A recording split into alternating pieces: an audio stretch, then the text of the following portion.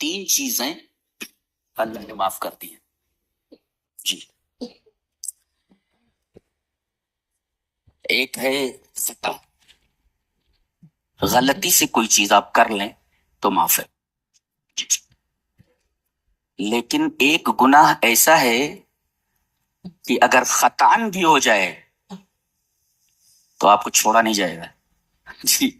وہی کہا جا رہا ہے. وہ گناہ جانتے ہو کون سا ہے؟ قتل ہے. ہاں قتل ہے. اللہ اکبر. کیا کہا گیا؟ وما كان لمؤمن ان يقتل مؤمنا الا خطأ. خطأ کا مطلب یہ ہے کہ گن اس نے اٹھائی کسی جانور کو مارنے کے لیے، وہ جانور تو بھاگ گیا، سامنے ایک آدمی آ گیا، گولی اس کو لگ گئی، مر گیا. تو یہ خطأً ایک گناہ ہوا. تو حدیث میں ہے کہ خطا تو اللہ کے نزدیک معاف ہے، لیکن قتل ایک ایسا گناہ ہے کہ اگر خطأً بھی ہو جائے تو اس کے اوپر دیت ہے جی.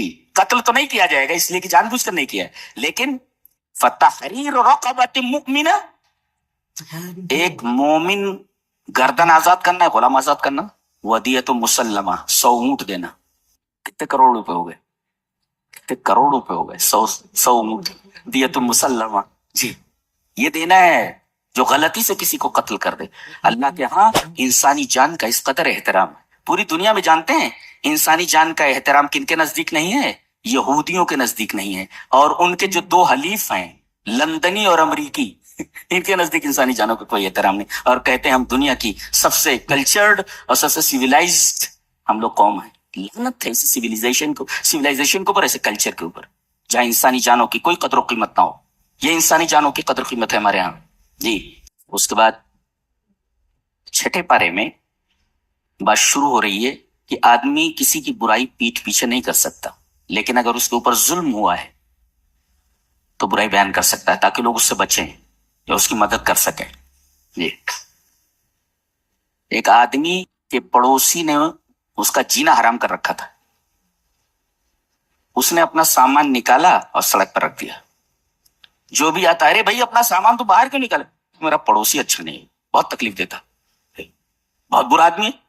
پھر دوسرا آتا، بھئی اپنے اپنا سامان سڑک، میرا پڑوسی آیا کہا کہ چلیے جناب بہت ہو گیا، بہت بے عزت ہو چکا میں، چلیے.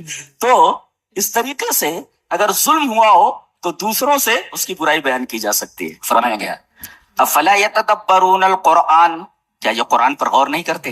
علامہ ابن قیم رحمہ اللہ نے اپنی کتاب مفتاح دار السعادہ میں لکھا ہے فقرات آیت بتفکر وتفہم خیر من ختمۃ من غیر تدبر وتفہم. مفتاح دار السعادہ امام ابن قیم کے الفاظ ہیں جو مفتاح دار السعادہ میں نے نقل کر دیے.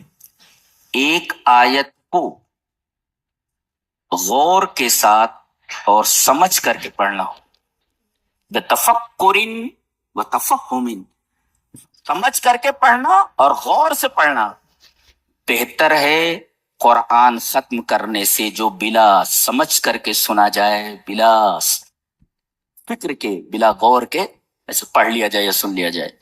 ایک آیت کو سمجھ کر کے پڑھنا پورے قرآن کو سننے سے بہتر ہے، پورے قرآن کے پڑھنے سے بہتر ہے.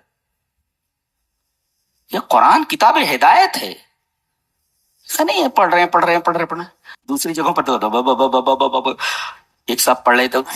اب ہمارے ایک دیوبندی ساتھی تھے، تو اذان ہو گئی مغرب کی. میں نے کہا چلو یہ اہل حدیث مسجد ہے، نماز پڑھ لیتے ہیں. تو اہل حدیث مسجد میں نہیں آتے تھے نماز پڑھنے کے لیے. میں نے کہا چلو بھائی ساری چیزیں دلوں میں نہیں رکھی جاتی، چلو. اب وہ جو امام صاحب تھے قرآن بہت خراب پڑھتے تھے، ہمارے قاری صاحب تو بہت اچھا پڑھتے ہیں. تو قرآن جو ہے وہ، اب میں پیچھے کھڑا ہو گیا تو پڑھنا ہو سورہ فاتحہ تو والضالین سمجھ میں آیا.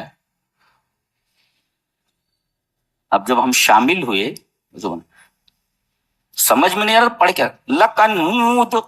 تو لکنود جب انہوں نے کہا تب مجھے سمجھ میں سورہ عادیات پڑھ رہے ہیں. ایک حافظ کو معلوم نہیں کہ کیا پڑھ رہا ہے وہ، تو کیسا پڑھ رہا ہوگا؟ میں حافظ قرآن ہوں. اب وہ لکنود، جب لکنود کا تب سورہ عادیات پڑھ رہا ہے، پھر اس سے پہلے کیا پڑھ رہا تھا؟ کچھ سمجھ میں نہیں آ رہا تھا کیا پڑھ رہا ہے. اب ایک حافظ کو اگر سمجھ میں نہیں آ رہا ہے کہ حضرت کیا پڑھ رہے ہیں، انہوں نے کہا کہ مولانا اب مجھے یہاں بالکل نماز پڑھنے کے لیے مت لانا، اتنا خراب قرآن پڑھتا، بکری کی آواز نکالتا، بولے بکری کی آواز نکالتا، ایسا قرآن نہیں پڑھنا چاہیے۔